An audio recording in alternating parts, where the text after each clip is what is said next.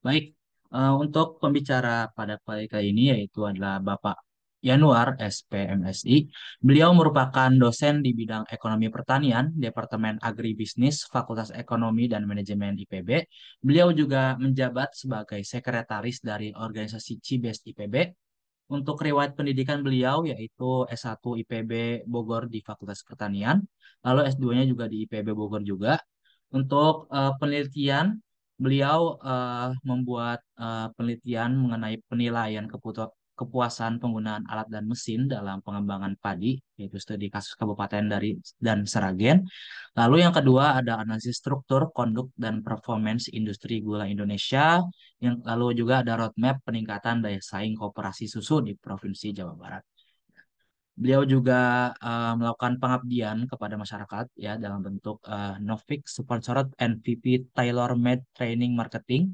Lalu ada pembelajaran aktif untuk perguruan perguruan tinggi ALFHE. Terus lalu juga ada Course and Agriculture in Transition, Innovative Approach to Sustainable Farming. Lalu juga beliau melakukan pelatihan intensif kewirausahaan agribisnis ikan air, tawar, dan agribisnis peternakan untuk menumbuhkan jiwa wirausaha bagi pengurus. Ya. Mungkin tanpa berlama-lama lagi, akan saya serahkan kepada Bapak Rahmat. Eh, Assalamualaikum Bapak Rahmat. Ya, Waalaikumsalam. Suara saya jelas nggak ya? Ya, sudah jelas. Jelas ya. Bagaimana kabarnya hari ini? Alhamdulillah. Alhamdulillah. Pak Deden, makasih Mungkin Pak Deden. Ustaz Rahmat. Deden. Iya Pak Rahmat. Dengeran Pak Rahmat nggak suara saya? Ya, jelas. Oke. Suara saya jelas ya, Mas Lutfi ya. Ya jelas. Ya, Ustaz. jelas. Oke, baik, saya izin share screen ya.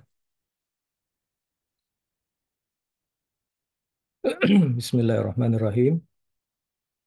Assalamualaikum warahmatullahi wabarakatuh. Waalaikumsalam warahmatullahi Waalaikumsalam wabarakatuh. warahmatullahi Alhamdulillah.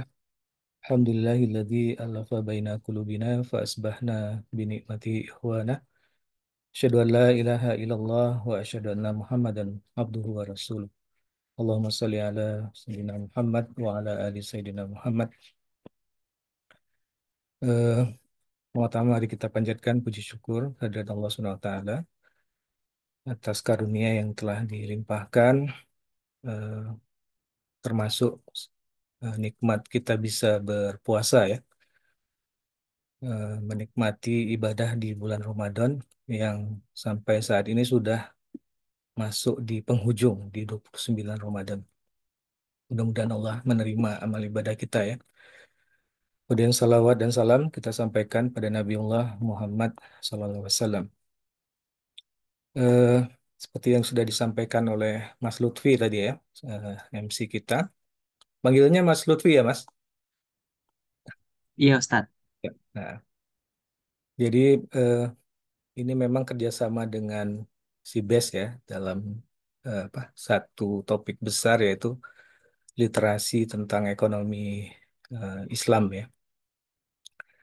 Dari mulai materi tentang pembangunan ekonominya secara makro, tentang zakat, kemudian tentang fikih muamalah ya, tentang finance. Nah, pada hari ini kita akan membahas sedikit tentang agribisnis syariah ya. Tapi di sini ada judul kecilnya adalah manajemen agribisnis dalam perspektif syariah. Jadi mungkin kita menyentuh kepada aspek lebih kepada aspek manajemennya ya mungkin. Nah, Allah Subhanahu wa taala berfirman di dalam satu eh, ayat di surat Asy-Syu'ara ya, ayat 7, awalam yarau ilal ardi kam ambatna fiha min kulli zauji karim ya. Dan apakah mereka tidak memperhatikan bumi, berapakah banyaknya kami tumbuhkan di bumi itu berbagai macam tumbuhan yang baik ya. Ayat ini mengawali dari materi ini karena kita bicara tentang agribisnis. Walaupun agribisnis luas ya, tidak hanya tentang tanaman, tetapi bisa juga tentang ternak ya, bisa juga tentang perikanan gitu, bisa bahkan tentang produk kehutanan ya. Tapi setidaknya ini memberikan apa ya, semacam gambaran kepada kita bahwa sebenarnya di dalam Al-Quran, termasuk yang dibacakan tadi oleh eh, yang tilawah tadi, itu juga bahwa Al-Quran banyak sekali sebenarnya menyinggung tentang pertanian ya, tentang pertanian, ternak dan sebagainya. Artinya kita ini diminta untuk melakukan aktivitas-aktivitas yang produktif untuk memenuhi kebutuhan hajat hidup kita sebagai manusia. Nah, bicara tentang agribisnis, mungkin kita karena ini konsep yang muncul, eh, jadi eh, artinya kita perlu tahu dulu apa itu agribisnis di dalam ini ya konsep yang kita ambil gitu seperti itu. Walaupun kemudian dari konsep yang ada kita mencoba melihat bahwa ini sebenarnya relevan juga dengan apa, pandangan Islam dalam kaitan itu, makanya kita sebut dengan agribisnis syariah ya seperti itu. Nah, kalau kita mengacu aja pada satu definisi dari Gilbert dan Davis ya, dia definisikan sebagai keseluruhan aktivitas bisnis yang terkait dengan produksi, tetapi termasuk input ya di dalamnya. Jadi kemudian produksi di tingkat on farm-nya, serta eh, pada apa tingkat berikutnya adalah di distribusi dan pemasaran. Nah, di sini sebenarnya ada eh, pengolahan ya. Nah, kalau kita lihat secara gambar ini, agribisnis kita bagi pada beberapa subsistem. Jadi ada subsistem hulu yang kita sebut dengan upstream, kemudian ada subsistem on farm-nya, kemudian ada subsistem off farm ya atau downstream-nya. Nah, kalau hulu ini lebih banyak terkait dengan input atau sarana input untuk produksi ya, baik apa lahan, tenaga kerja, bibit segala macam. Nah, sedangkan di on farm ini terkait dengan budidayanya. Nah, karena kita bicara pertanian secara luas, jadi tidak hanya tanaman, jadi bisa peternakan, bisa perikanan. Nah, maka di on farm ini segala aktivitas produksi budidaya ini ada di on farm. Nah, on farm ini dia memiliki keterkaitan ke belakang ya, karena tidak mungkin bisa produksi dengan baik kalau kemudian sarana produksinya tidak tersedia kan gitu ya. Jadi dia harus terkait dengan upstreamnya gitu.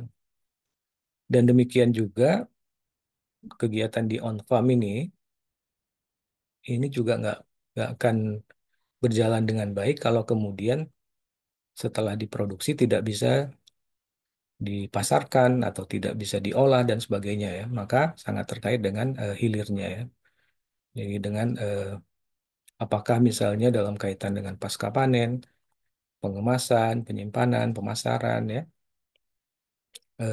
pengolahan ya. Nah, sampai ke konsumen sebenarnya gitu. Jadi ini ada 3 subsistem, tapi ada satu subsistem lagi yang kita sebut dengan subsistem kegiatan kelembagaan dan kegiatan penunjang ya.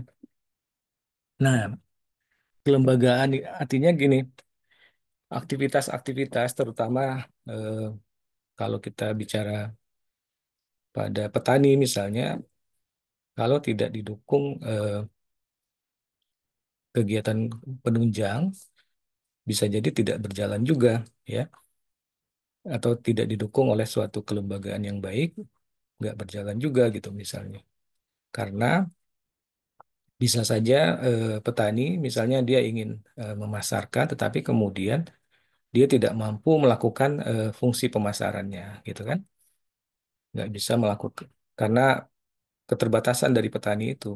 misalnya dia punya lahan yang sempit gitu kan, maka keterbatasan itu perlu didukung adanya subsistem kelembagaan kelembagaan yang baik ya. Misalnya koperasi gitu, agar kemudian secara kolektif petani bisa melakukan upaya-upaya untuk penguatan peningkatan skala mereka ya, kemudian melakukan aktivitas-aktivitas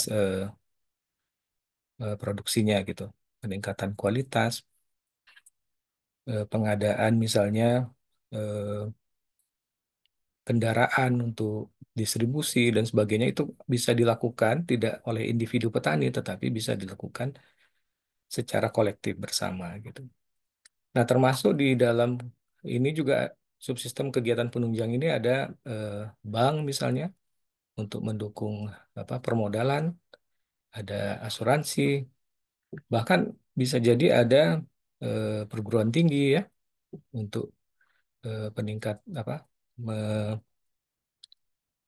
misalnya diseminasi atau menyampaikan teknologi ya, inovasi di dalam ini gitu. Nah, bicara tentang agribisnis ini berarti kita bicara ini sebagai satu kesatuan sistem ya sebenarnya, di mana antar subsistem ini ya baik yang warna abu-abu ini, yang warna pink ini, ya kotak-kotak ini nih dia saling terkait ya, ada keterkaitan. Baik dari agribisnis hulu dengan usaha tani ini ada apa saling keterkaitan, dari usaha apa on farm ke hilir juga ada keterkaitan gitu. Nah, dan ini menjadi apa cara pandang ya, menjadi satu cara pandang terhadap pertanian yang awalnya dilihat hanya pada sisi on farm saja misalnya. Padahal banyak hal-hal yang dibutuhkan di bagian hulunya atau banyak hal-hal yang dibutuhkan di bagian hilirnya atau eh, di- ada dukungan dari kelembagaan ya. Jadi dilihat sebagai eh, pendekatan sistem seperti itu ya.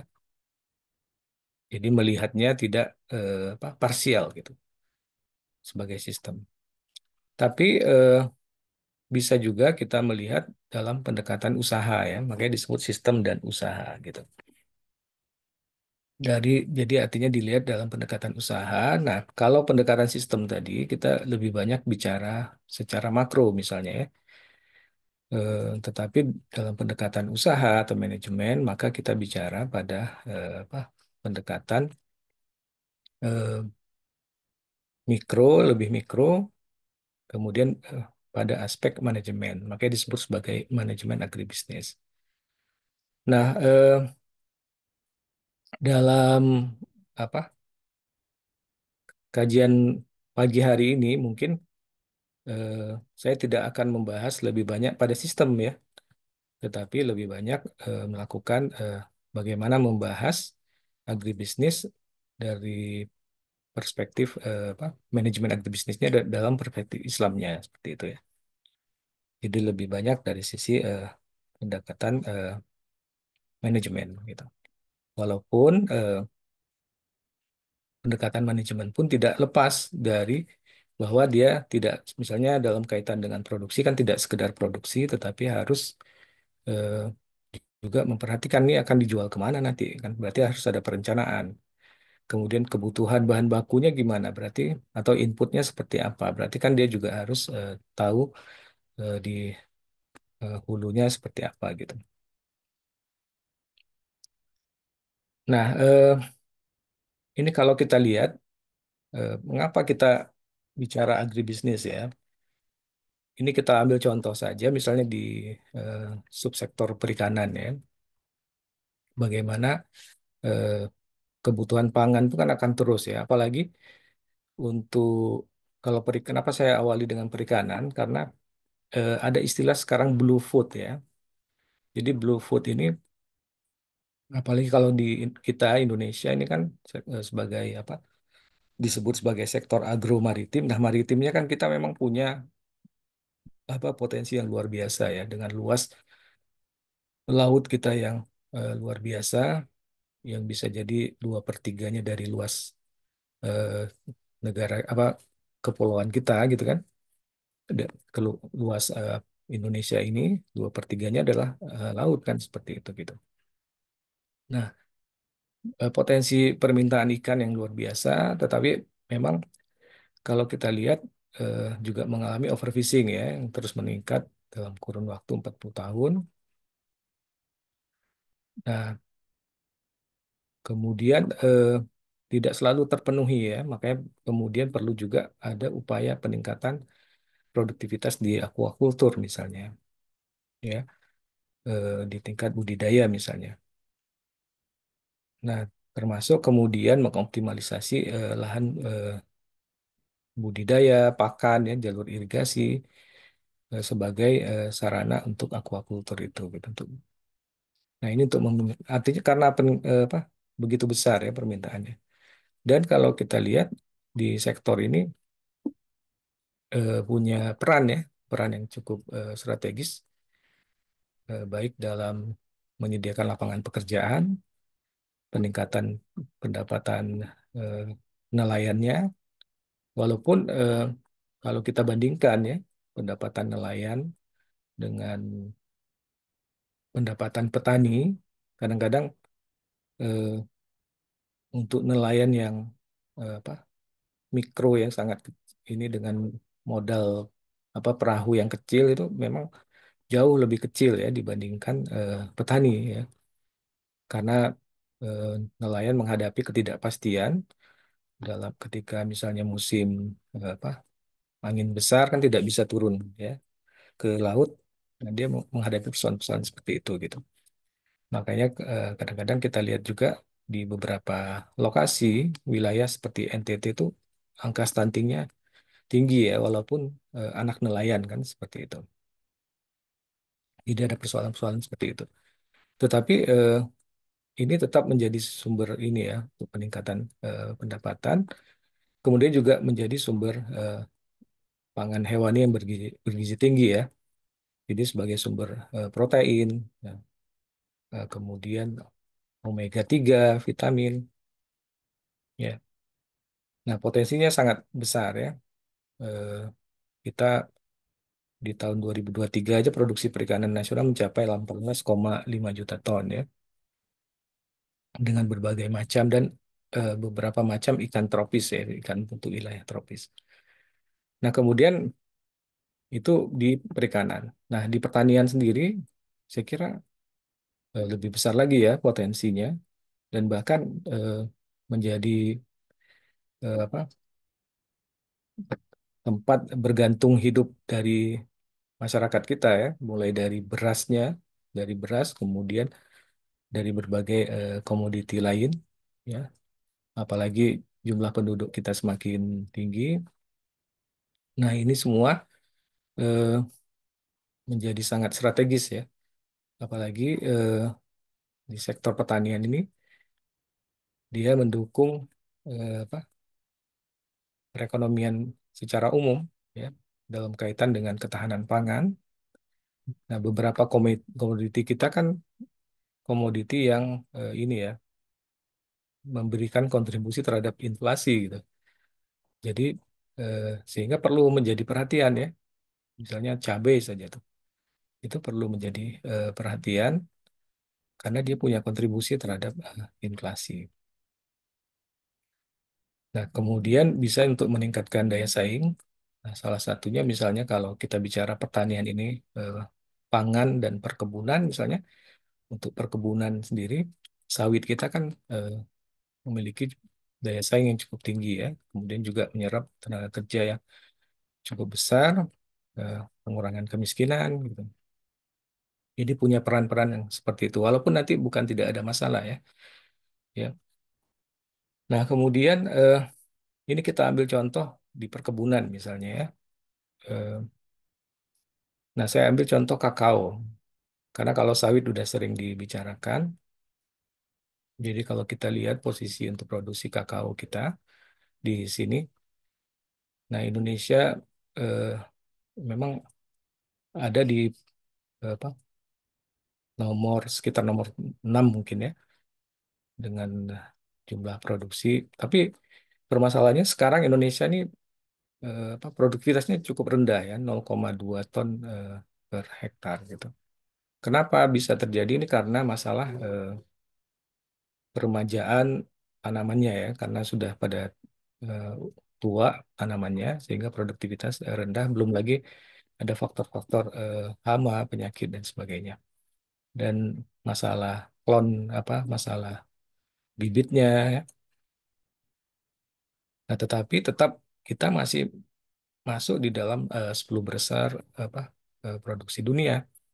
Ditambah dengan daya saing komparatif kita, kita sebagai negara yang ada di wilayah tropis ya. Nah, kita lihat di sini nih misalnya 67% tanaman tua tidak menghasilkan ya. Nah, makanya tadi kenapa produktivitasnya rendah ya. Nah, nah akan tetapi eh, bukan berarti ini nggak ada potensi ya. Pertama dengan posisi kita saja di dalam eh, apa di dunia yang kita di urutan 6 misalnya atau kadang-kadang di urutan 5. Nah, itu saja sudah menunjukkan ini ya. Kita punya potensi, punya. Nah, apalagi kemudian eh, dengan luasan lahan yang kita punya kan. Nah, hanya tadi bagaimana kemudian ada upaya untuk meningkatkan produktivitasnya gitu. Nah, kakao ini kalau kita lihat dari sisi pohon industri saja ya, kalau karena kita bicara agribisnis kan, eh, ini dari bahan baku misalnya. Nah, kita sebagai produsen, nah tadi ketujuh ya, kita ketujuh. Nah, ini ada di Indonesia sendiri nih luar biasa pertumbuhan industrinya ya. Kemudian dari mulai industri pengolahan kakaonya, kemudian industri pengolahan coklatnya, jadi kakao menjadi coklat ya. Nah, ada beberapa yang berpotensi untuk dikembangkan di masa yang akan datang, karena ini masih pada skala laboratorium. Dan kalau kita lihat eh, banyak mulai pemain-pemain ya, industri-industri baru yang masuk gitu. Kenapa? Karena nilai tambahnya ya. Dan di sini kita bisa lihat misalnya dari coklat pasta ya ke coklat bin untuk bar artisan ini juga ada peningkatan nilai tambah yang cukup besar gitu. Artinya eh, kalau kita bicara potensi agribisnis dalam hal ini kakao, maka ini menjadi satu contoh bahwa eh, besar ya, cukup besar eh, potensinya yang belum optimal digarap oleh kita ya, oleh kita rakyat Indonesia. Nah, terutama eh, kita juga yang ada di IPB. Nah, bagaimana bisa melihat ini sebagai peluang ya. Ini satu contoh saja yang kakao. Belum lagi banyak ya. Eh, Kelapa ya, kemudian kelapa sawit. Nah, kelapa saja sekarang terjadi eh, peningkatan permintaan yang cukup tinggi eh, di pasar luar ya. Eh, Tetapi kemudian kita mengalami permasalahan karena kebutuhan lokal, industri lokal saja nggak terpenuhi seperti itu gitu. Jadi karena menghadapi persoalan-persoalan seperti itu. Nah, kalau kita bicara pada ruang lingkup ekonomi syariah, karena kita bicara sekarang tentang agribisnis syariah, maka eh, dalam pembangunan ekonomi syariah di Indonesia ini dibagi pada 8 klaster ya. Nah, maka kalau kita lihat eh, dari 8 klaster ini kan banyak yang hampir semua ya, mungkin bisa dikatakan atau banyak yang terkait gitu dengan agribisnis ya. Misalnya kita lihat saja di nomor 5 ya, farmasi. Kan ini nggak jauh juga dari bahan bakunya dari produk-produk agribisnis misalnya. Apalagi yang organik misalnya atau yang istilahnya menggunakan eh, bahan-bahan herbal gitu misalnya. Energi terbarukan ya, ini juga nggak lepas dari eh, agribisnis, misalnya biodiesel ya, bioetanol. Nah, nah apalagi nomor satu ya. Kemudian di nomor dua pun ini juga nggak apa pasti terkait dengan agribisnis gitu.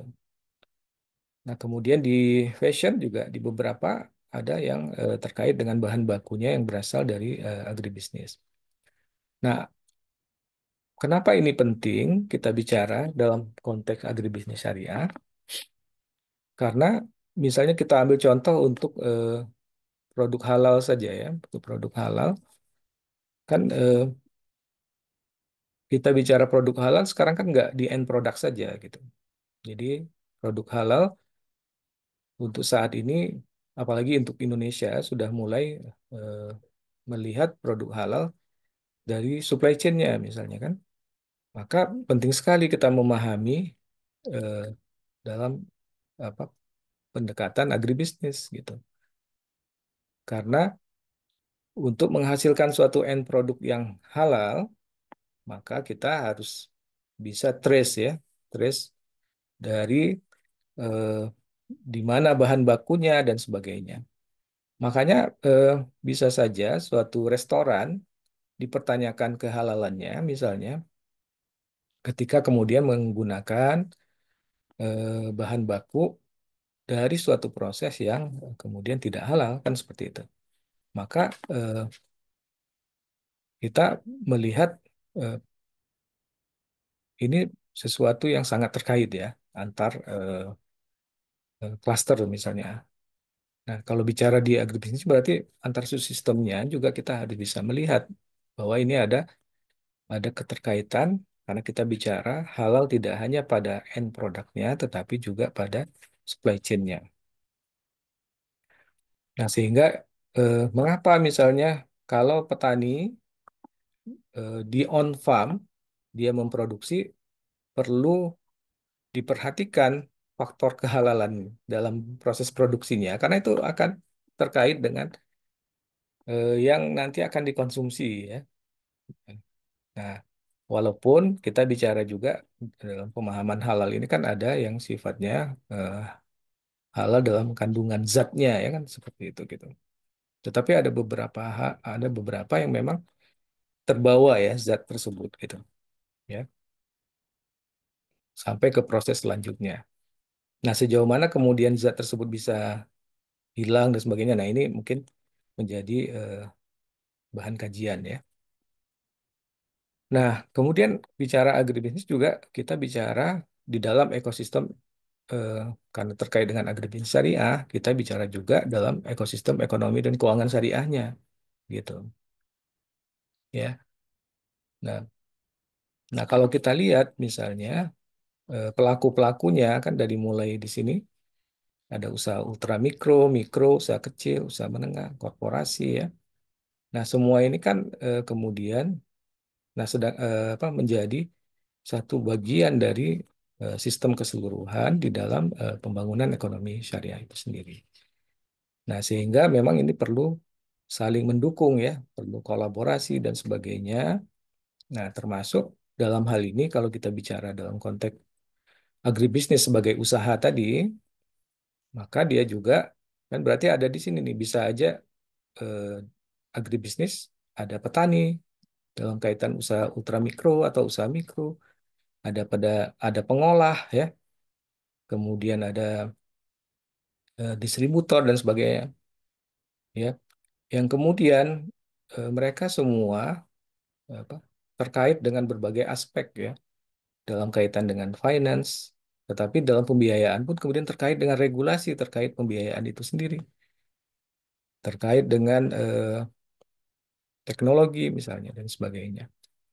Nah, yang semua eh, ini menjadi PR bersama ya, menjadi PR bersama Nah, apalagi kalau misalnya kemudian industri halal ini kita bicara eh, untuk pasar global misalnya. Ini menjadi PR.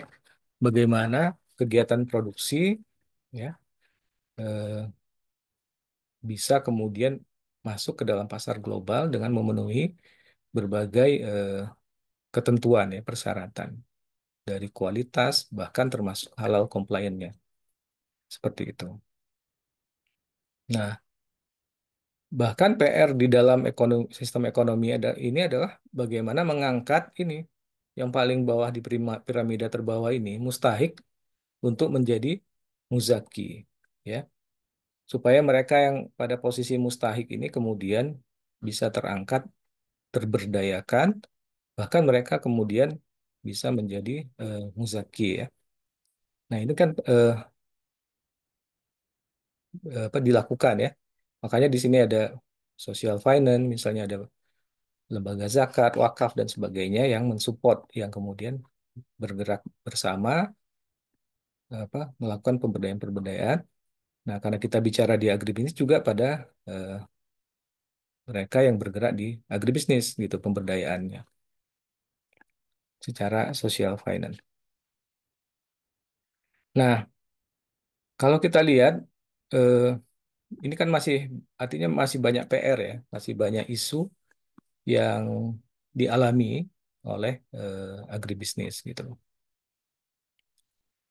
Misalnya apa penimbunan ya, kemudian ada apa menggunakan zat yang berbahaya bagi tubuh manusia, kemudian petani masih sulit mengakses modal dalam kaitan dengan pembiayaan, kemudian faktor kehalalan kalau kita bicara di level konsumen misalnya, karena ternyata memakai bumbu yang non halal di sini.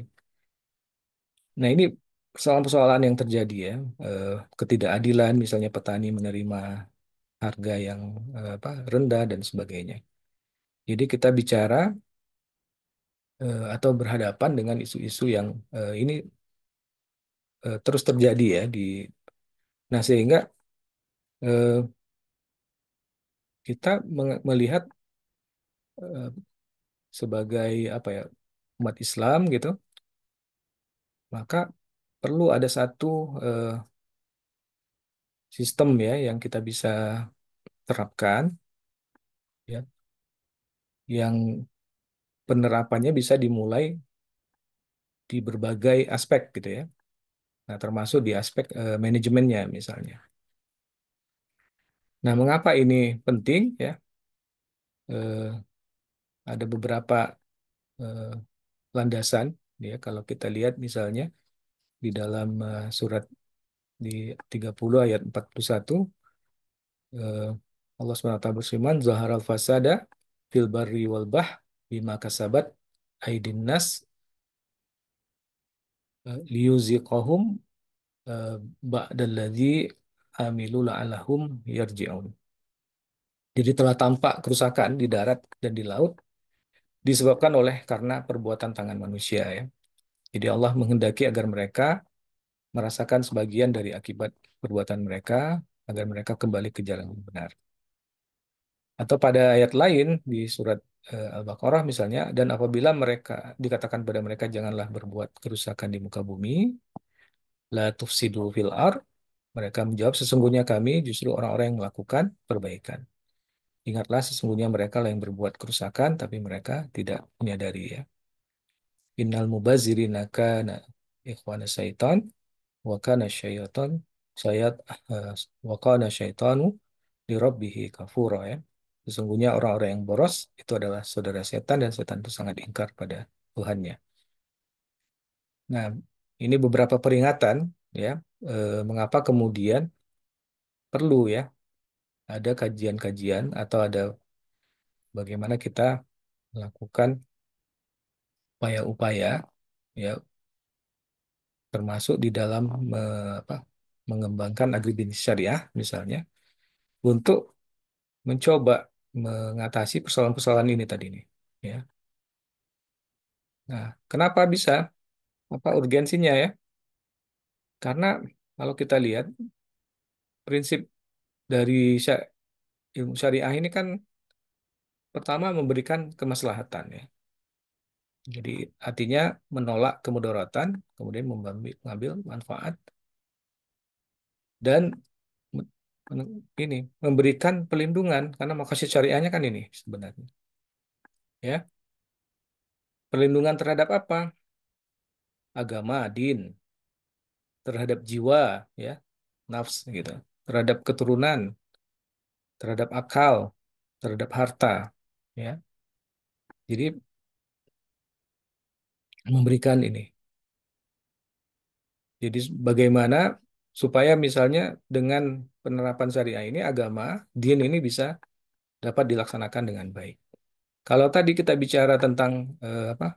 Makanan, bagaimana kita terjamin mendapatkan produk yang halal karena kalau tidak halal itu mengganggu kita kan seperti itu. Ya. Nah, bahkan ini kan ada 5 ya, makasih syariah, syariah ini. Bahkan ada tambahan, kalau tidak salah dari apa Yusuf Qaradawi Allah yarham, yaitu perlindungan terhadap lingkungan juga. Karena kita bicara sekarang kan bagaimana climate change dan sebagainya. Jadi sehingga kenapa syariah gitu? Ya karena untuk memberikan perlindungan ini terhadap din, nafs, ya, terhadap keturunan, nasab, terhadap akal, terhadap harta. Nah, yang kedua, bagaimana ya? Apa prinsipnya yang harus di ini dalam kaitan dengan eh, syariah ini? Ya, termasuk kalau kita lihat kepada apa agribisnis misalnya, maka dia tidak boleh la maisir ya, tidak boleh spekulasi ya, la riba yang itu tidak boleh apa ada sistem bunga misalnya. Kemudian tidak boleh goror ya, tidak boleh ada ketidakpastian atau manipulasi, tidak boleh zolim ya, kemudian harus halal, jadi tidak ada unsur-unsur yang keharaman di sana. Nah, termasuk ini tidak menimbun misalnya ya. Tujuan menimbun ini apa kan untuk mendapatkan membatasi apa supply supaya kemudian dapat harga yang lebih tinggi. Nah, bahkan tidak melanggar etika atau kesusilaan ya seperti itu. Jadi ini yang menjadi mengapa kemudian perlu syariah kan. Nah, termasuk eh, kita bicara dalam agribisnis. Makanya kalau kita lihat ya, kalau bicara di dalam agribisnis, maka prinsipnya adalah tidak ada pembiayaan yang berbasis bunga, kemudian model yang dilakukan bisa nanti berbagi keuntungan atau berbagi kerugian ya. Jadi apa kenapa berbagi kerugian ya? Ya nggak fair juga kan kalau misalnya hanya berbagi keuntungan saja gitu. Nah ini yang terjadi di bank ini kan sekarang di bank konvensional misalnya kalau kita ambil kredit untuk usaha maka mau nggak mau kan yang dibagi dari hasil keuntungan saja kan. Kalau kerugian kan nggak bisa ya, masalah risiko gitu. Nah, tetapi di dalam sistem bagi hasil mau nggak mau ada berbagi kerugian juga gitu. Nah, kemudian semua produk dan prosesnya harus halal. Makanya disebut dalam supply chain-nya ya, menghindari goror, ketidakpastian. Ya. Misalnya kontrak harus jelas ya, kemudian transparan, bebas dari ketidakpastian. Nah, kontrak ini misalnya kontrak antara pedagang dengan petani ya, petani dengan pedagang atau petani dengan eh, pengolah gitu. Nah, dalam kontrak ini nanti harus jelas tuh harga segala macam tuh harus seperti apa. Nah, di Islam sendiri bagusnya kita sudah ada akad-akad ya. Jadi kontrak-kontrak yang ada jenis-jenisnya ya. Semuanya itu ada kerangka ininya. Nah, kemudian keadilan ya. Nah, termasuk pelakuan terhadap pekerja, kemudian dalam distribusi harga misalnya ya. Eh, Jangan sampai misalnya eh, margin yang diterima petani begitu kecil, tetapi margin di rantai yang lain begitu besar, misalnya seperti itu. Nah, kemudian pengelolaan lingkungan ya. Jadi menggunakan sumber daya alam yang berkelanjutan dan perlindungan terhadap lingkungan. Jadi kalau kita bicara agribisnis syariah, sebenarnya bagaimana melakukan upaya-upaya ini ya. Jadi menghindari riba, menjalankan halal compliant, keadilan sosial, dan sebagainya. Nah, motivasinya kenapa misalnya? Kenapa kita harus melakukan itu? Nah, yang utama adalah keberkahan. Yang kedua, kita pahami kegiatan agribisnis ini sangat terkait dengan kejadian alam ya. Ya. Nah, kejadian alam, kalau misalnya kita lihat eh, agribisnis dengan air misalnya. Nah, kita nggak pasti apa sangat terkait ya. Nggak mungkin orang menjalankan melakukan cocok tanam atau apa kalau nggak ada air ya. Nah, air dari mana kan banyak sekali kalau kita baca di apa di Al-Qur'an bagaimana sumber air itu dari hujan ya. Nah, hujan siapa yang mendatangkan hujan? Siapa yang menggerakkan awan kan gitu. Makanya kita lihat di sini misal di surat Yasin dan kami jadikan padanya kebun-kebun kurma dan anggur dan kami pancarkan kepadanya mata air ya. Misalnya dengan tanah ya. Dan tanah yang baik, tanaman-tanamannya tumbuh subur dengan seizin Allah. Dan tanah yang tidak subur, tanaman-tanamannya hanya tumbuh merana. Demikianlah kami mengulangi tanda-tanda kebesaran kami bagi orang-orang yang bersyukur. Nah, kemudian angin misalnya. Dan Allah, dialah yang mengirimkan angin. Lalu angin itu menggerakkan awan, maka kami halau awan itu ke suatu negeri yang mati, lalu kami hidupkan bumi setelah matinya dengan hujan itu. Demikianlah kebangkitan itu. Ya. Nah, di surat Az-Zumar, ini agribisnis dengan cahaya. Cahaya ini kan sangat dibutuhkan ya untuk fotosintesis. Nggak mungkin kalau tidak ada cahaya gimana fotosintesis bisa terjadi ya. Kalau tidak terjadi fotosintesis ya kita nggak bisa makan kan seperti itu. Dan dia menciptakan langit dan bumi dengan tujuan yang benar. Dia menutupkan malam dan siang, menutupkan siang atas malam dan menundukkan matahari dan bulan masing-masing dan berjalan menurut waktu yang ditentukan. Ingatlah dia yang maha perkasa lagi maha pengampun. Jadi artinya mengapa tadi syariah? Ya kita punya tanggung jawab ya sebagai insan manusia muslim eh, tanggung jawaban kita kepada Allah mencari keberkahan dan kita yakin semuanya terkait dengan apa ketentuan Allah Subhanahu wa taala. Jadi tidak bisa hanya sekedar kita mengatakan kita bisa produksi karena kita canggih dalam teknologi dan sebagainya, tetapi kita melupakan bahwa kejadian-kejadian alam ini yang sangat terkait dengan agribisnis ini adalah ada ketentuan Allah Subhanahu wa taala. Walaupun kita diberikan kebebasan kemudian untuk berinovasi dan sebagainya, tetapi ada ketentuan Allah di sana gitu. Kalau Allah berkehendak menjadikan kering, maka keringlah. Nah, karena itu sebagai wujud ini maka kita perlu ya menerapkan syariah karena itu apa bagian dari apa upaya kita mencari keberkahan dari Allah SWT. Nah, sehingga dalam hal ini baru kita bicara bagaimana kemudian melakukan aktivitas apa dalam agribisnis itu secara profesional ya mengelola dengan baik dan sebagainya. Nah kalau kita bicara dalam konteks manajemen, nah ya manajemen mau nggak mau kita bicara tentang fungsi-fungsi manajemen ya, perencanaan, pengorganisasian, pelaksanaan, pengawasan ya, evaluasi, pengendalian. Nah dalam rangka apa?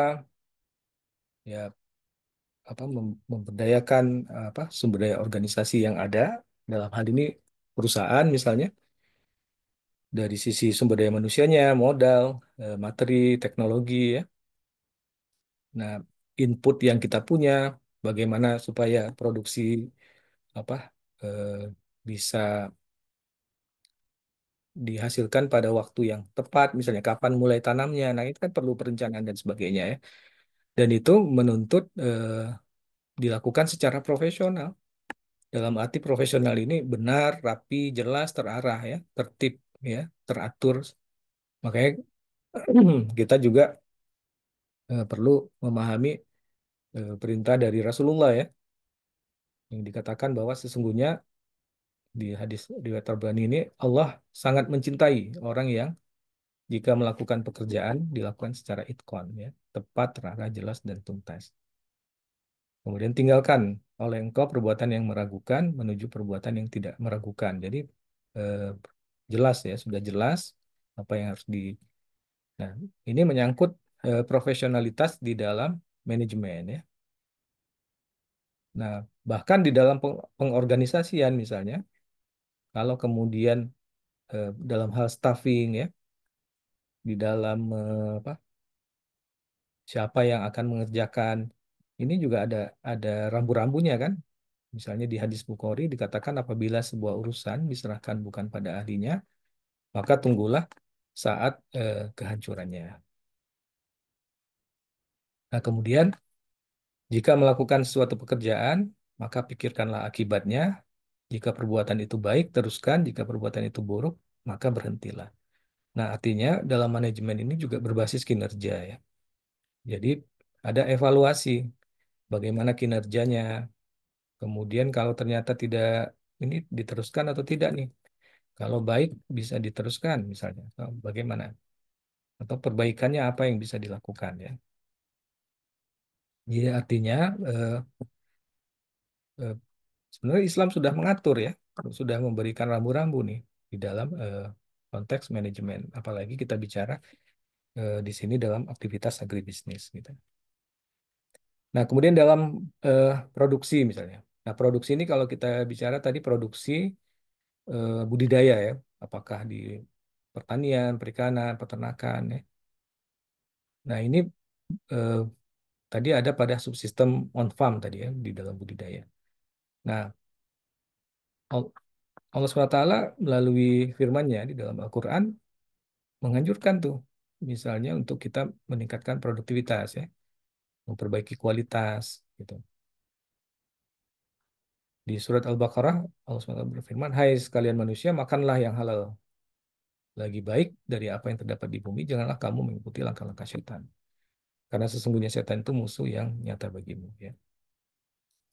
Kemudian di ayat lainnya, di ayat 261, perumpamaan nafkah yang dikeluarkan oleh orang-orang yang menafkahkan harta di jalan Allah adalah serupa dengan sebutir benih yang menumbuhkan 7 bulir, pada tiap-tiap bulir 100 biji. Jadi Allah melipat gandakan ganjaran bagi siapa yang dia kehendaki.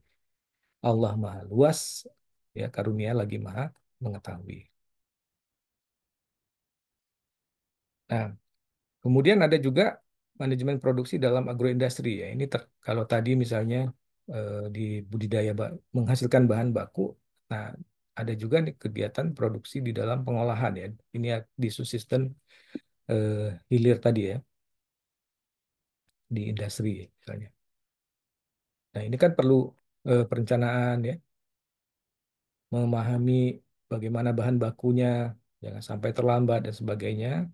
Dan ini sebenarnya diperintahkan. Makanya tadi kalau kita lihat bicara syariah ini tidak hanya terkait larangan, tetapi juga kita memahami dalam kaitan dengan syariah, bagaimana kemudian ada anjuran-anjuran ya yang kita terapkan untuk kemudian itu membuat apa, kita menjadi lebih baik ya seperti itu. Jadi anjuran-anjuran. Nah, termasuk misalnya kalau kita mengambil, walaupun ini ya, mengambil dalil di surat An-Nahl 67, tapi ini konteksnya, kalau kita lihat asbabun nuzulnya, ini ayat yang diturunkan sebelum pengharaman dari Khomar ya. Tetapi kemudian kita lihat bagaimana di sini ada kegiatan proses produksi ya. Dan dari buah kurma dan anggur, kamu buat minuman yang memabukkan dan rezeki yang baik ya. Sesungguhnya pada yang demikian itu benar-benar terdapat tanda bagi orang-orang yang memikirkan. Jadi ada proses produksi meningkatkan nilai tambah yang dilakukan ya. Nah, hanya dicontohkan di sini pada anggur gitu ya.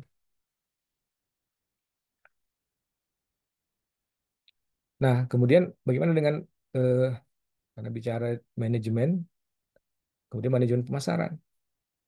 Nah, dalam manajemen pemasaran ini kan bagaimana eh, kita apa, melakukan pemasaran terhadap produk-produk agribisnis yang punya karakteristik yang sangat khas ya, yang sangat unik ya. Nah, ini kan perlu eh, pemahaman khusus terhadap karakteristik tersebut. Misalnya karena dia mudah rusak, berarti kan perlu ada apa, time management gitu. Kapan harus dipanen, kapan harus sampai ke konsumen akhir, atau dia voluminous. Voluminous itu menyangkut nanti efisiensi di dalam pengangkutannya misalnya. Ya. Nah, kemudian termasuk dengan variasi mutu. Sehingga eh, variasi mutu ini misalnya perlu grading, sortasi ya. Bahkan kemudian ada segmennya. Segmen mana yang dituju untuk grade ini, segmen mana yang dituju. Nah, maka ini kan perlu pemahaman di dalam itu. Sehingga dan ini dianjurkan oleh Allah Subhanahu wa taala untuk melakukan upaya-upaya itu ya, mengelola, menghadapi karakteristik yang ada tersebut gitu. Bahkan kemudian eh, melakukan perdagangan ya. Perdagangan artinya gini, produk yang sudah dihasilkan ini akan dibawa kemana ya. Eh, Perlu melakukan perdagangan. Nah, perdagangan ini artinya tidak pada lokasi tersebut, tapi kemudian bisa saja eh, antar lokasi ya, antar wilayah ya. Bahkan ini dilakukan oleh pendakwah-pendakwah. Kalau kita lihat sejarah bagaimana eh, Indonesia ini bisa datang pendakwah melalui perdagangan. Jadi masuk mereka membawa dagangan sambil kemudian berdakwah, kemudian pindah lagi ke tempat lain dan sebagainya. Ya, seperti itu. Jadi melalui perdagangan. Nah, di surat Al-Isra Allah SWT berfirman, Tuhanmu adalah yang melayarkan kapal-kapal di lautan untukmu agar kamu mencari sebahagian dari karunia-Nya, sesungguhnya Dia adalah Maha Penyayang terhadapmu ya. Apabila telah ditunaikan sholat, maka bertebaranlah ya eh, kamu di muka bumi dan carilah karunia Allah dan ingatlah Allah banyak-banyak supaya kamu beruntung. Surat Al-Jumu'ah ya. Nah, ini terkait anjuran ya. Tapi ada juga terkait larangan di dalam melakukan perdagangan ya. Terutama eh, yang paling banyak disebutkan adalah dengan melakukan apa, penipuan timbangan ya. Makanya Allah SWT mengingatkan untuk dan sempurnakanlah takaran dan timbangan dengan adil.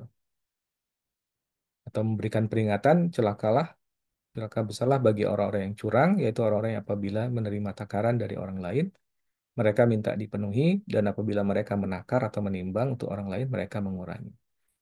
Nah, sehingga ini kalau kita lihat dalam konteks pemasaran, memberikan informasi yang keliru juga itu menjadi hal yang dilarang ya. Jadi asymmetric information misalnya ya, dalam kaitan eh, berdagang gitu ya. Tapi bisa juga informasi yang salah ya untuk membuat produknya seolah baik kualitasnya, tetapi nah ini kan banyak terjadi pada kasus misalnya apa skincare ya, disebut ini produk padahal ternyata menggunakan bahan-bahan yang ternyata tidak seperti yang disampaikan gitu. Nah, ini bisa jadi masuk dalam mereka yang tidak menyempurnakan takaran ya. Nah, kemudian dalam Islam juga dalam kaitan dengan manajemen agribisnis syariah ini memang perlu juga melakukan manajemen risiko ya. Apalagi menghadapi karakteristik produk tadi. Nah, risiko bisa macam-macam, sama penyakit, banjir, risiko harga ya. Nah, sehingga eh, dalam kaitan dengan risiko ini memang pertama kita melihat ini sebagai ujian ya. Ujian dalam surah Ali Imran ayat 117 Allah SWT berfirman perumpamaan harta yang mereka nafkahkan di dalam kehidupan dunia ini adalah seperti perumpamaan angin yang mengandung hawa yang sangat dingin yang menimpa tanaman kaum menganiaya diri sendiri lalu angin itu merusaknya. Allah tidak menganiaya mereka, tetapi merekalah yang menganiaya mereka sendiri. Gitu. Jadi sebagai uji kesadaran kita ya, sebagai ini ada. Tetapi kemudian bukan bukan tidak dianjurkan untuk melakukan pengelolaan risiko itu ya. Maka perlu dilakukan upaya-upaya untuk mengelola risiko misalnya. Nah, termasuk dalam hal ini misalnya, walaupun ini masih juga menjadi perdebatan, tetapi eh, sebenarnya ada yang bisa dilakukan gitu. Contohnya dengan melakukan risk transfer ya. Dalam bentuk apa risk transfer? Itu asuransi pertanian misalnya. Nah, tapi dalam bentuk apa ini? Bentuk ta'awun ya. Makanya dikatakan di dalam surat Al-Maidah, wa ta'awanu 'alal birri wat taqwa ya. Wa la ta'awanu 'alal ismi wal udwan ya. Dan tolong menolong kamu dalam mengerjakan kebajikan dan takwa, dan jangan tolong menolong dalam berbuat dosa dan pelanggaran. Dan bertakwalah kamu kepada Allah, sesungguhnya Allah amat berat siksanya. Nah, kemudian dalam kaitan dengan apa bicara di manajemen agribisnis juga ada isu-isu yang kekinian mungkin ya. Misalnya untuk upaya meningkatkan produktivitas. Nah, apakah Islam kemudian melarang ya melakukan upaya-upaya inovasi tersebut misalnya dengan upaya bioteknologi, misalnya kita kenal dengan transgenik dan sebagainya. Nah, tetapi kalau kita lihat misalnya di surat Az-Zumar ya, sebenarnya Islam mendorong ya inovasi dan ilmu pengetahuan ya. Tetapi eh, ada rambu-rambunya ya. Misalnya dalam kaitan mematuhi prinsip kehalalannya, kemudian tidak boleh merusak alam dan keseimbangan ekosistem, kemudian memperhatikan persoalan etika ya dalam hal ini. Nah, etika di sini eh, termasuk misalnya hal-hal yang secara apa eh, berlaku di masyarakat tidak baik ya.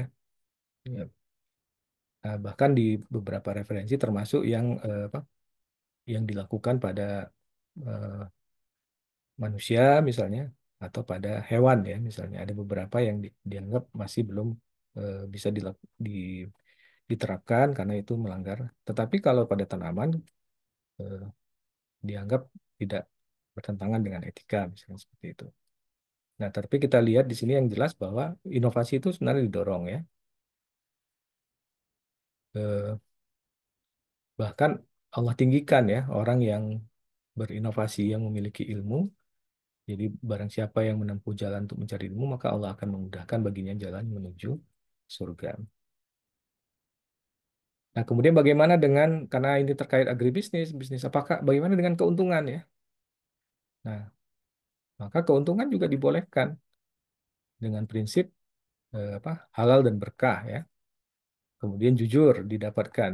Nah, kemudian kalau kita lihat dari definisi agribisnis tadi, memenuhi prinsip-prinsip tersebut, tidak ada riba, kemudian adil, kemudian yang penting juga adalah memberikan kemanfaatan. Jadi ada efek sosialnya ya.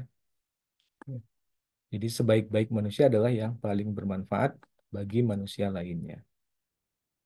Nah, ini berbagai dalil bagaimana kemudian Islam juga mendorong sebenarnya untuk mencari keuntungan, tetapi dengan memperhatikan hal-hal ini ya, keadilan dan sebagainya. Nah, terakhir mungkin bagaimana peran zakat ya di dalam agribisnis.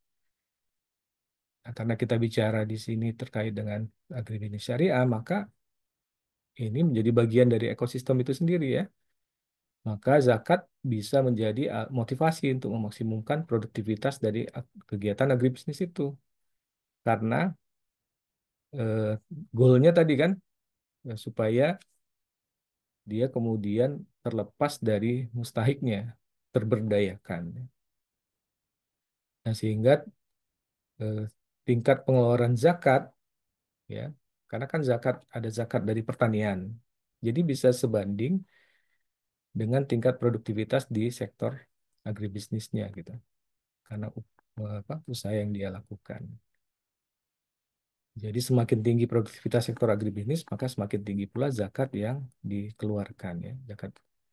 Karena eh, zakat ini kan sangat mendorong produktivitas ya. Kalau kita lihat misalnya ada lahan, eh, jadi lahan yang terbengkalai ini pasti akan terkena ya. Tapi kalau dia di produktivitas, maka zakatnya dari hasil kegiatan produktifnya. Tapi kalau lahan yang terbengkalai saja dia akan kena tuh. Ya.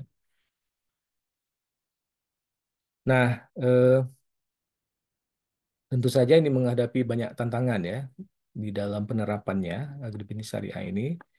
Yang pertama misalnya kesadaran kita, padahal kita tadi punya tujuan ya, kesadaran atau pemahaman ya yang terbatas tentang ini dan memang eh, perlu terus banyak upaya-upaya untuk melakukan model-model penerapan ya. Kemudian ada juga hambatan regulasi misalnya. Walaupun sekarang semangatnya kan semakin baik ya, aturan-aturan semakin banyak yang diperbaiki terkait ini.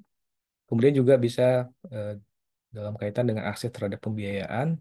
Nah, terutama di desa-desa kalau kita lihat belum banyak kan lembaga-lembaga keuangan syariah yang ada di desa. Padahal di desa pusat kegiatan agribisnisnya.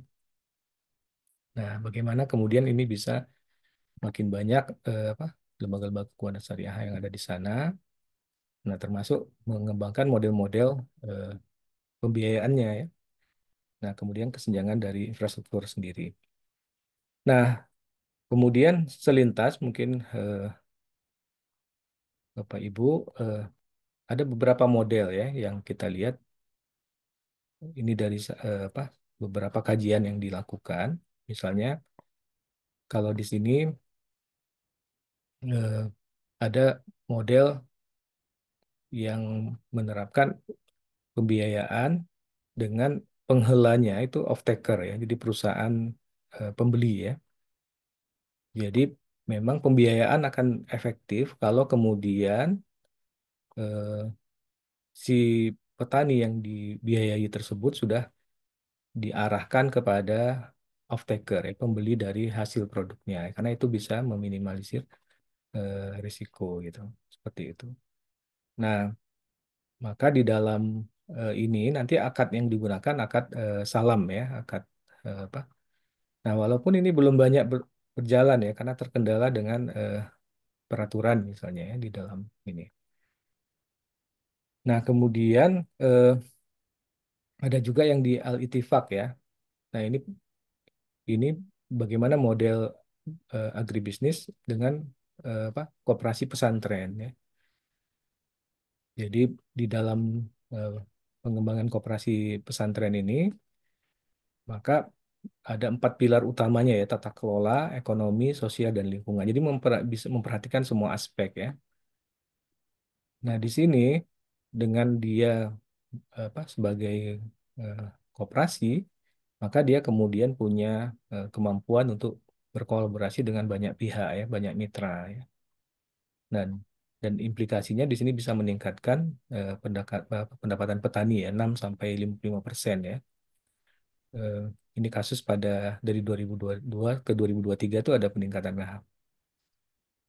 Nah, kemudian bisa mengakses pasar ya ke apa pasar modern kah atau tradisional market udah utama, tetapi lebih jauh bisa ke pasar modern seperti itu. Nah, kemudian ada juga eh, di pesantren juga nih model kepemimpinan wirausaha kiai ya di dalam pengembangan agribisnis. Jadi artinya faktor leadership juga mempengaruhi ya. Tapi leadership di sini adalah leadership yang memiliki kemampuan entrepreneur ya, kapasitas entrepreneur. Nah, jadi artinya misalnya di pesantren, maka kiai ini dia bisa untuk membangun jaringan, kemudian dengan model kepemimpinannya bisa mendorong aktivitas-aktivitas produktif ya yang dilakukan, mengambil terobosan-terobosan, inovasi, bahkan dari kegiatan yang dilakukan ini menghasilkan eh, memberikan kesejahteraan ya bagi pesantren secara umum. Jadi artinya dari 3 contoh ini saja kita lihat eh, ada aspek-aspek tertentu ya yang misalnya ada aspek kepastian pasar terlebih dahulu baru kemudian bisa masuk pembiayaan. Tetapi ada juga aspek supaya bisa berpartner segala macam, yaitu ada aspek kelembagaan petaninya yang diperkuat. Nah, kalau di sini ada aspek kepemimpinannya misalnya ya, seperti itu. Jadi kalau kita bicara tadi dalam manajemen agri, banyak aspek yang kemudian bisa eh, diintervensi ya.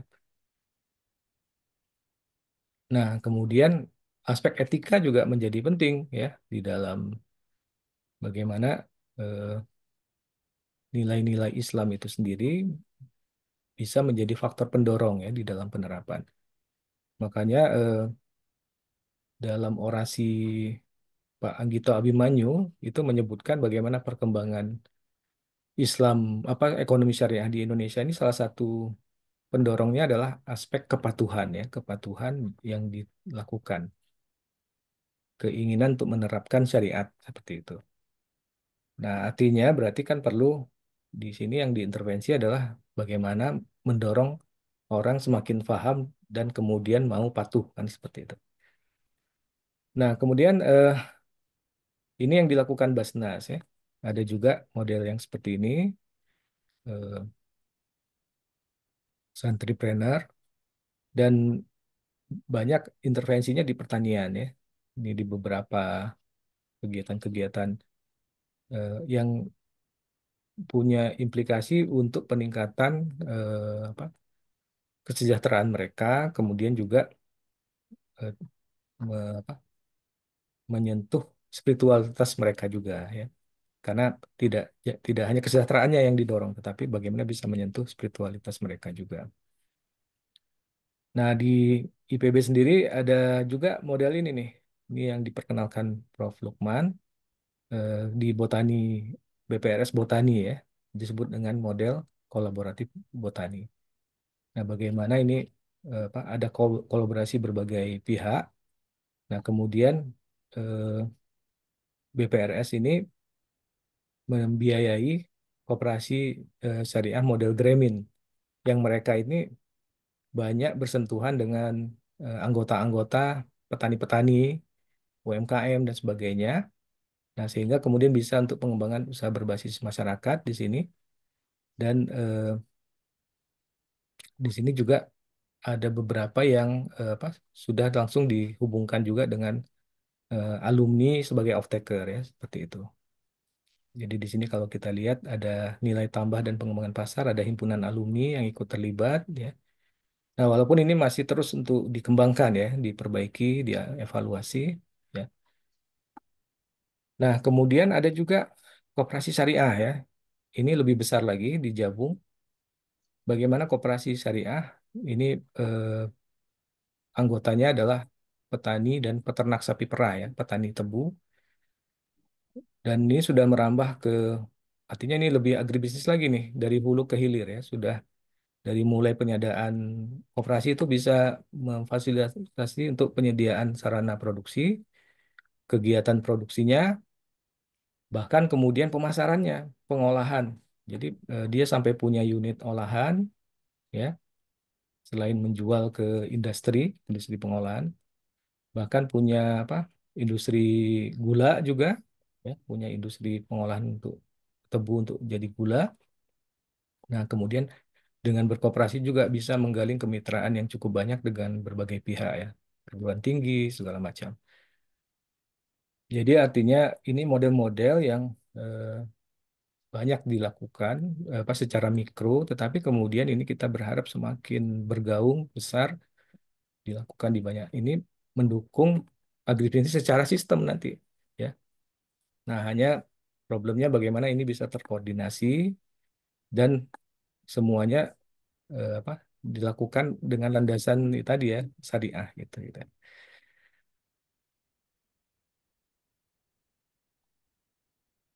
Nah, baik saya kira ini yang bisa saya sampaikan. Jadi pada intinya agribisnis syariah itu menawarkan kerangka kerja yang unik ya untuk pengembangan yang etis, berkelanjutan dan inklusif ya.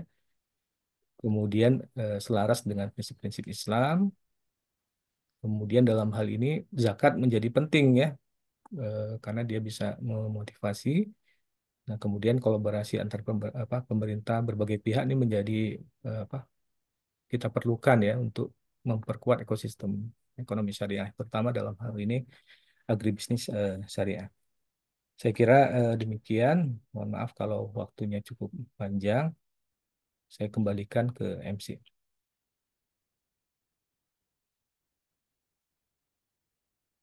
Syukron jazakallahu khairan katsiran kepada Bapak Ahmad Yanuar yang telah menyampaikan materi yang menarik ya.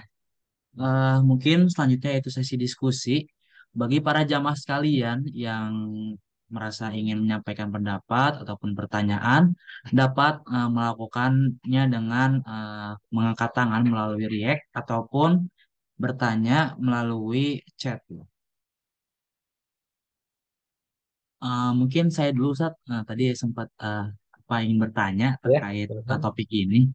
Eh, Kira-kira Ustadz, adakah kiat-kiat efektif untuk para pengusaha, terutama agribisnis ini, agar bisa menerapkan sistem ekonomi syariah? Karena yang saya lihat itu sistem ekonomi syariah itu masih kayak terasa asing gitu, Tat, untuk para pengusaha di Indonesia ini. Hmm. Iya, mungkin kita nggak pakai kata sistem kali ya, Mas Lutfi ya. Jadi menerapkan apa? Karena kalau bicara sistem kan keseluruhan. Jadi kita mulai aja dulu dengan lingkup mikro. Misalnya kita mengelola perusahaan nih.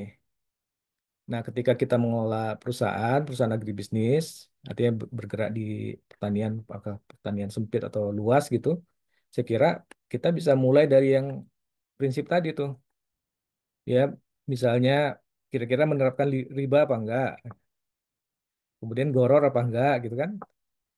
Nah, kalau misalnya profesionalitasnya, disiplin, kemudian perencanaan yang baik segala macam ya sekira sama seperti yang lain. Tetapi prinsip-prinsip syariah tadi kita perlu cek tuh. Misalnya dalam kaitan dengan permodalan kita, apakah kita menggunakan modal yang mengandung riba atau tidak, ya. Kalau kita menghasilkan produk, produk yang kita hasilkan produk halal atau tidak. Ketika kita membeli bahan baku terkait dengan produk yang akan kita hasilkan supaya produknya halal, bahan bakunya kira-kira berasal dari bahan baku yang kemudian secara supply chain-nya atau rantai ininya eh, bisa berpotensi menghasilkan produk kita yang hasil olahan yang tidak halal juga atau gimana kan gitu. Jadi misalnya gini, kita jualan ini bisnis kita misalnya jualan olah apa ya makanan daging ya olah apa misalnya Kentucky ayam Kentucky gitu ya. Tapi kan kita nggak melihara sendiri ayamnya, nggak motong sendiri. Nah, kan kita beli tuh bahan bakunya. Nah, kira-kira pada saat kita beli itu kita pastikan nggak bahwa kita nih dapat bahan baku yang memang halal prosesnya. Jangan-jangan dipotongnya nggak benar gitu kan? Atau mungkin ayamnya ayam yang, nah makanya sebenarnya ketika itu kita pastikan sebenarnya mau nggak mau kita akan menghasilkan produk yang berkualitas sebenarnya ya. Kalau kita sebagai perusahaan yang agribisnis, karena tadi lah goror, lah, semua hal itu kita hindari kan, gitu. Bahkan harus adil. Nah, adil ini sendiri kan eh, secara value kalau perusahaan, kalau dia bisa, kan sekarang banyak nih perusahaan yang apa membranding dirinya perusahaan yang peduli lingkungan, perusahaan yang peduli dengan stakeholdernya ya. Ya berarti kan itu perusahaan yang berupaya untuk supaya terlihat adil kan, gitu. Adil itu artinya dia memberikan apa margin yang cukup baik kepada suppliernya atau apanya. So, itu justru di branding kan, sehingga dia menjadi perusahaan yang punya value gitu di mata konsumen. Itu mungkin mudah-mudahan bisa menjawab. Baik, terima kasih Ustadz. Mungkin dari jamaah lain, adakah yang ingin bertanya terkait eh, materi pada pagi kali ini?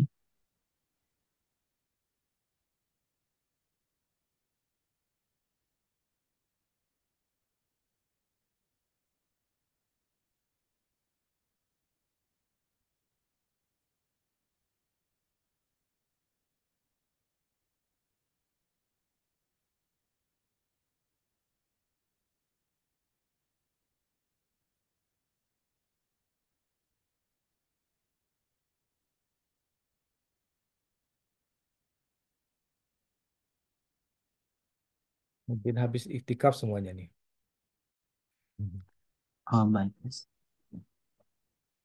Eh,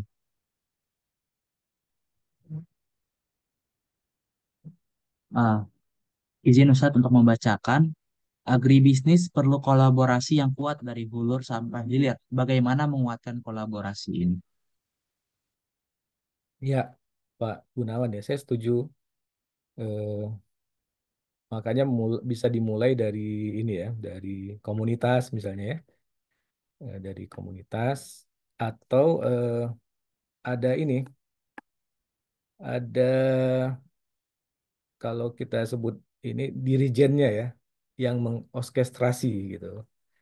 Nah, saya ambil contoh misalnya ada satu pendekatan yang di ini ya di- yang walaupun ini masih pada tahapan tapi sudah mulai direplikasi, misalnya closed loop ya, model closed loop cabe ya. Nah, di model closed loop cabe itu yang diterapkan di Garut, Sukabumi. Nah, kebetulan itu banyak melibatkan mitra tuh. Misalnya untuk input ada perusahaan pupuk, ada perbankan, ada segala macam ya ikut terlibat. Jadi kemudian ada off-taker. Nah, off-taker di sini misalnya pada pada pada saat pengamatan yang saya lakukan yang di closed loop di Garut tuh, off-taker yang membeli cabai itu adalah Paskomnas ya, pasar induk di Tangerang tuh. Nah, petani itu eh, mereka terorganisir dalam apa, koperasi yang kemudian mereka petaninya dibawa ke Paskomnas, diedukasi bahwa ini Paskomnas tuh ingin cabenya yang seperti apa sih gitu. Mereka petani paham, oh berarti harus produksi cabai yang seperti kualitasnya seperti ini, kuantitasnya berapa segala macam. Nah, kemudian petani dihadapi gimana dia bisa memproduksi itu. Nah, untuk bisa memproduksi itu kemudian dia butuh pendampingan. Didampingilah oleh berbagai mitra tadi gitu. Nah, sekarang siapa yang mengorkestrasi mitra-mitra ini supaya bisa mendampingi petani ini? Nah, ada jadi ada yang mengorkestrasi. Nah, kemarin itu kebetulan yang orkestrasi dari Kemenko Perekonomian. Ya, jadi ini satu model pemerintah yang diterapkan pemerintah. Tapi saya kira jadi ada juga banyak yang NGO ya yang menjalankan seperti itu. Tapi selalu ada yang mengorkestrasi itu. Kalau petani sendiri yang ini kan agak susah. Tapi pada kasus di Kanjabung, saya kira yang mengorkestrasinya adalah Kanjabungnya sendiri, gitu. Kenapa dia bisa? Karena dia sudah dalam bentuk apa? Koperasi yang besar kan. Jadi dia sendiri yang menghubungi pemerintah, menghubungi pihak apa? Perusahaan, menghubungi apa supaya bisa berjalan kolaborasinya. Tapi kalau misalnya dalam posisi petaninya masih lemah segala macam, saya kira harus ada pihak kuat tertentu yang dia bisa mengajak pihak-pihak lain dan dia mengorkestrasi itu. Jadi kayak dirijen tuh supaya harmonize ya, supaya enak didengar lagunya gitu.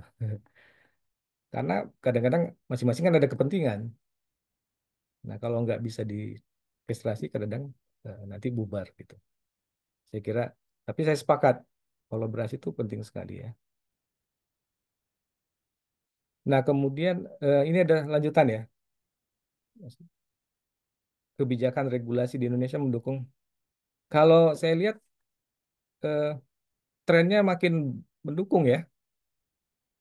Jadi dari sisi ini, apalagi sekarang kan dari tahun kemarin eh, pada saat masa pemerintahan Pak Jokowi itu kan ada Pak Wapres ya, Pak Kiai. Nah, itu banyak terobosan ya.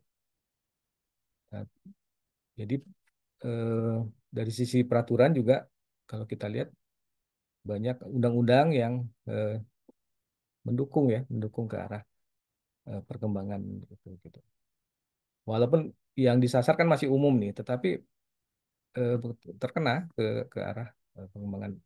Nah, hanya tadi ada beberapa persoalan, misalnya di dalam finance, misalnya dalam pembiayaan, ada beberapa peraturan OJK misalnya yang masih belum ini ya, belum kondusif gitu untuk akad-akad tertentu di di apa, keuangan syariah seperti itu gitu. Tapi yang mudah-mudahan ke depan makin ini ya. Makanya perlu kajian-kajian terus gitu. Tapi kalau trennya sih makin baik. Saya kira demikian.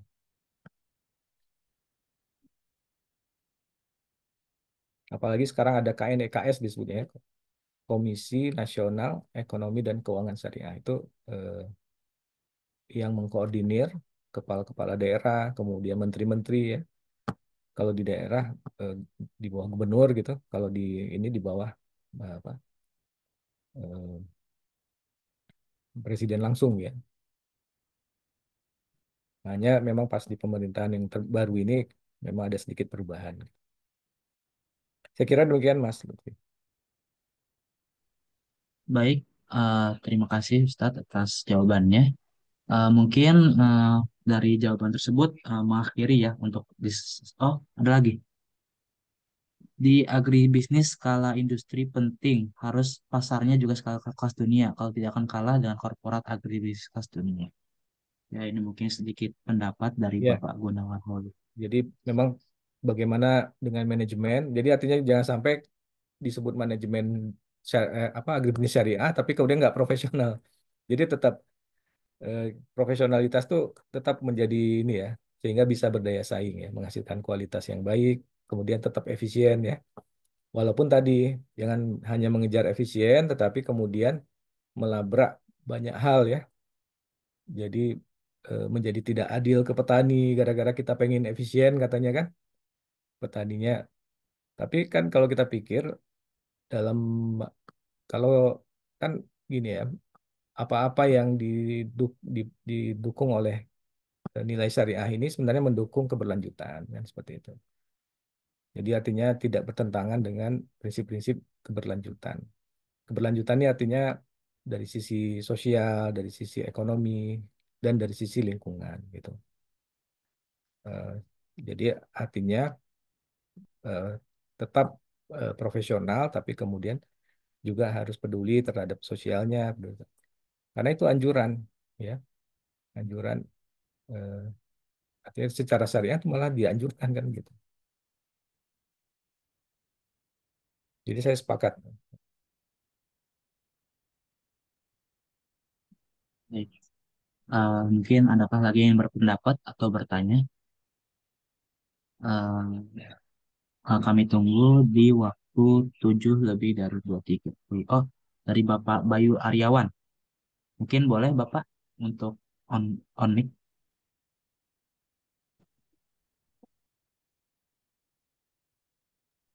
Ya, baik. Terima kasih kepada Lusa yang telah memberikan kesempatan kepada saya untuk bertanya.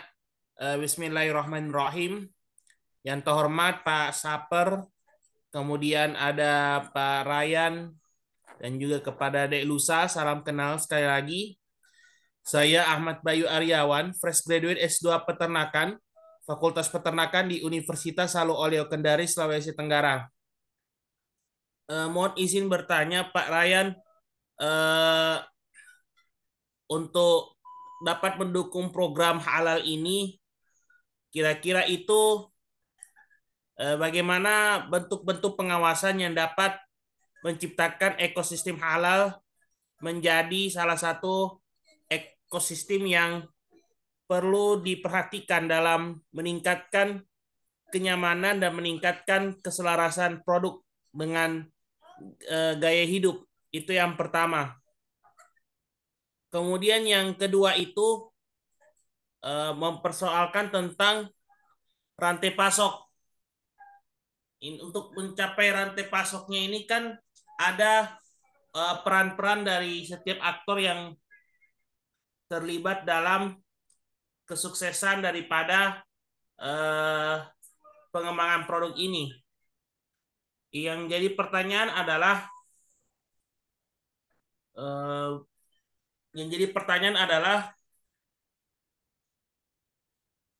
eh, tentang masalah rantai pasok ini supaya tidak mendapatkan mendapatkan pemutusan aktor itu kira-kira bagaimana atau faktor-faktor apa yang bisa diperhatikan untuk menjaga rantai ini eh, tetap tidak berada dalam koridor yang eh, menurun daripada jaminan mutunya itu. Demikian Pak Ryan dan juga Lusa yang telah dapat Bayu sampaikan. Mohon maaf jika ada pertanyaan yang kurang memahami atau kurang dipahami. Wabihi tuatinani. Wassalamualaikum warahmatullahi wabarakatuh. Waalaikumsalam warahmatullahi wabarakatuh. Langsung Mas Lutfi. Ya, boleh, Pak. Mm-mm. Baik Mas Mas Baya ya. Tadi tadi nama saya kan disingkat jadi Ryan ya. Berarti dipanggilnya Mas Baya ya. Ya kalau kita lihat pertama untuk jaminan halal ya. Jadi sekarang ini kan sudah ada undang-undang ya, Undang-Undang JPH nomor 33 tahun 2014 walaupun alot sekali ya untuk penerapannya. Eh, tapi ini kalau dengan adanya undang-undang ini kan sudah ada apa ya? Sebelumnya kan belum ada tuh ya, belum ada keharusan, kewajiban. Kalau dengan adanya undang-undang maka ada kata wajib tuh. Jadi produk yang beredar di Indonesia wajib dipastikan status kehalalannya ya. Nah, sehingga eh, bahkan ada apa pasal itu produk harus halal agar dapat beredar di Indonesia tuh produk ini jadi beredarnya itu dia wajib halal gitu. Nah, sekarang untuk memastikannya gimana ya? Ya ini yang masih menjadi tantangan ya. Yang pertama memang salah satunya dengan apa bahwa literasi masyarakat terhadap halal itu juga penting ya ditingkatkan. Kadang-kadang kan nggak peduli juga orang eh, untuk jadi harus ada dari consumer driven juga gitu, didorong dari konsumennya. Karena kalau konsumen semakin aware, mau nggak mau kan si produsen akan ngikut. Tapi dari sisi produsennya juga bisa ya, bisa diupayakan yaitu dengan apa eh, regulasi tadi kan, ada pengawasan dan sebagainya. Walaupun karena bangsa kita ini besar, memang kan nggak mudah ya untuk penjamin kehalalan aja untuk apa yang bagian sertifikasi untuk pengawas dan sebagainya itu kan butuh banyak sekali nih sumber dayanya gitu. Nah, saya kira yang utama kalau menurut saya tadi didorong dulu awareness dari customernya, konsumennya. Yang kedua memang penegakan dari aturannya ya, aturan. Nah, tapi penegakan aturan ini pun nggak bisa langsung. Karena kalau langsung itu banyak juga yang kesulitan tuh. Dia mau sertifikasi halal tapi lembaganya sendiri belum siap ya untuk ini lembaga-lembaga. Karena kalau semuanya masuk ke LPOPOM UI aja, wah itu nggak ke handle tuh. Makanya sekarang udah kalau buka di apa BPJPH itu sudah banyak tuh mulai ya ada lembaga-lembaga yang terdaftar. Tapi mereka kan sekarang masih butuh lebih banyak lagi ya. Artinya memang kalau undang-undang tuh benar-benar diterapkan di ini masih berat ya untuk ini. Tapi saya kira arahnya ke sana gitu, Mas Baya ya. Nah, yang kedua di dalam supply chain-nya ya mau nggak mau memang eh, tadi ya ada kesadaran tadi. Nah, kemudian pendampingan ya mungkin yang perlu dilakukan supaya itu bisa dilakukan. Nah, ada satu yang bisa mempercepat ya mungkin digitalisasi ya saya kira. Dengan digitalisasi, nah, eh, kalau perlu mungkin ke depan teknologi blockchain itu menjadi satu ini ya, satu hal yang perlu diterapkan gitu, sehingga traceability kehalalan produk itu bisa lebih terjamin ya dengan teknologi seperti itu gitu. Saya kira itu ya mungkin. Jadi eh, traceability tapi kemudian menggunakan teknologi blockchain ya, karena Kalau menggunakan yang bukan blockchain kan apa tingkat akuntability-nya kan mungkin yang jadi permasalahan. Mungkin demikian, mudah-mudahan bisa menjawab.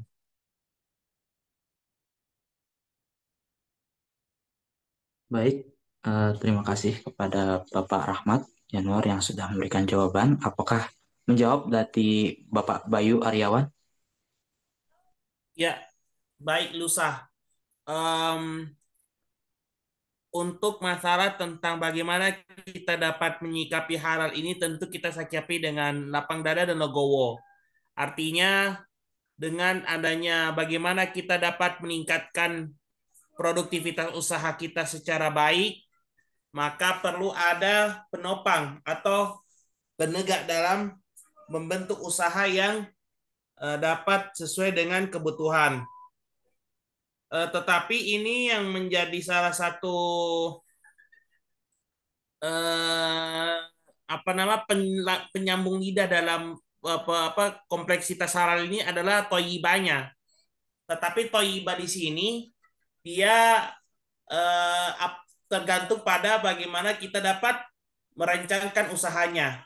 Nah, kira-kira untuk itu apa saja strategi dalam menetapkan atau membentuk syarat-syarat yang dapat memberikan konsep toibah kepada usaha-usaha halal yang sudah ada. Itu yang pertama. Terus juga untuk supply chain ini ada dua terkait dengan apa nama di setiap rantai itu. Salah satunya yang kita lihat juga paling dalam adalah teknisnya. Untuk yang kedua ini teknisnya ini sesuai dengan apa yang kita lihat tentang konsep mengemban amanah masyarakat, ya, mengemban amanah masyarakat yang kedua yang tidak bisa kita pisahkan. Artinya produk ini harus kita jaga, harus kita rawat, harus kita implikasikan sebelum kita dapat disebar kembali disebar kepada konsumen. Itu tentang amanah dan juga konsep daripada di antara aktor-aktor itu yang kita harus jaga apa nama itu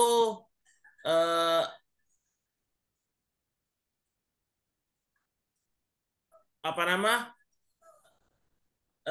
bagaimana dapat menjaga standar operasi usaha ini bisa sesuai dengan konsep tersebut dan apa yang perlu diharapkan dari sistem operasional ini guna meningkatkan jaminan mutu barang yang dikehendaki untuk kebutuhan-kebutuhan yang premier dan tersier yang paling utama dalam rumah tangga. Demikian Pak Ryan. Ya, makasih Mas Baya ya. Saya kira ini komplement bisa melengkapi dari apa yang saya sampaikan ya. Saya kira intinya memang apa awareness dari berbagai pihak ya untuk menjamin keterjaminan halal ini ya. Nah, nanti drivernya bisa memang di level konsumen yang utama ya. Karena mau nggak mau produsen kalau dia mau produknya laku ya konsumen harus sadar kan. Konsumennya yang minta kan. Kan kita lihat kalau konsumennya misalnya bilang ini kok kayaknya nggak halal ya. Nah, pasti produsen harus concern tuh. Tapi kalau konsumennya sendiri belum belum punya awareness yang cukup tinggi, itu banyak tuh yang nyuri-nyuri. Udah nggak usah mikirin halal lah, jual aja yang nggak ada gitu seperti itu. Gitu. Nah, nanti di level produsennya memang tadi banyak pihak yang perlu ya. Kemudian pemerintah pun jangan kacamata kuda ya, artinya harus juga melihat nih faktor apa nih yang membuat konsumen apa produsen terkendala ya untuk bisa menghasilkan produk yang halal misalnya dari bahan bakunya kah atau apa. Nah, bisa nggak disupport atau diintervensi oleh pemerintah atau diberikan pendampingan atau dukungan gitu. Atau ada nggak pihak swasta lain yang bisa menjadi mitra untuk mensupport. Nah, hal-hal seperti ini nih memang perlu dikoordinasikan menjadi suatu kolaborasi dalam upaya yang disampaikan Mas Baya tadi ya. Saya kira gitu Mas Lutfi ya. Baik, karena keterbatasan waktu, mari kita cukupkan diskusi ini ya. Selanjutnya yaitu sesi penyerahan sertifikat. Boleh kepada operator untuk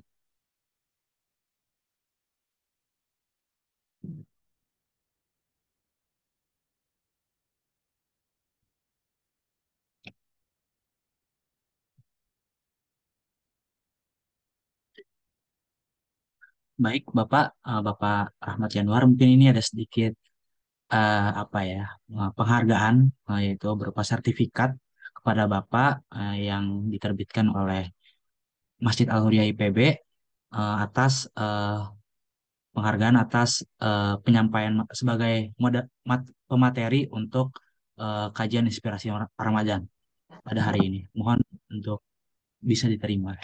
Ya, makasih Mas Lutfi. Yo, terima kasih kembali Bapak. Ya. Baik, acara selanjutnya yaitu pengumuman. Eh, Mungkin sedikit update eh, program Masjid Al-Huriyah yaitu berupa makan berbuka gratis dan makan sahur gratis.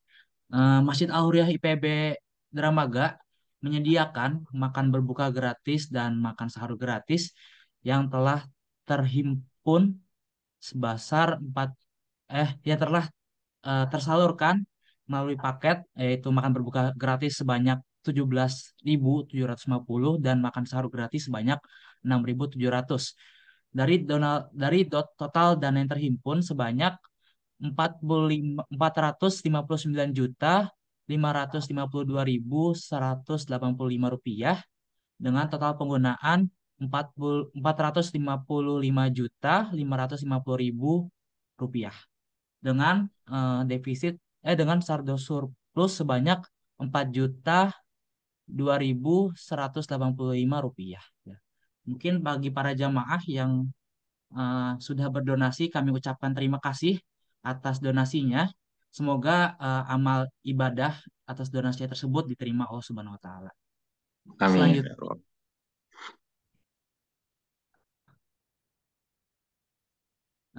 pengumuman selanjutnya yaitu mengenai sholat Idul Fitri. Insya Allah dari Masjid Al-Huriyah mengadakan sholat Idul Fitri di dua tempat berbeda, yaitu di eh, kampus IPB Dramaga dengan kampus IPB Baranang Siang. Dengan pema- khotib dan imam di kampus IPB Dramaga yaitu Bapak Dr. Andes Hamzah MSI MSOS. Beliau merupakan dosen Fakultas Ekologi Manusia IPB dan pengurus Dewan Kemakmuran Masjid Al-Huriyah. Lalu selanjutnya di Baranang Siang sendiri itu ada Bapak Dr. Salahuddin L. Ayubi LCMA. Beliau merupakan dosen Fakultas Ekonomi dan Manajemen IPB dan juga merupakan pengurus DKI Masjid Al-Huriyah. Bagi teman-teman atau para jamaah sekalian yang ingin untuk mengikuti dapat datang pada pukul 7 atau kurang dari itu. Baik, itu saja mungkin sedikit pengumuman dari saya. Kurang lebih mohon maaf. Selanjutnya yaitu penutup. Eh, Mari kita cukupkan acara kajian inspirasi Ramadan ini dengan baca basmalah, hamdalah dan doa kafaratul majlis. Alhamdulillahirabbil alamin. Amin. Allahumma wa bihamdika asyhadu an la ilaha illa anta astaghfiruka wa atubu ilaik. Saya sebagai MC pamit undur diri. Wassalamualaikum warahmatullahi wabarakatuh.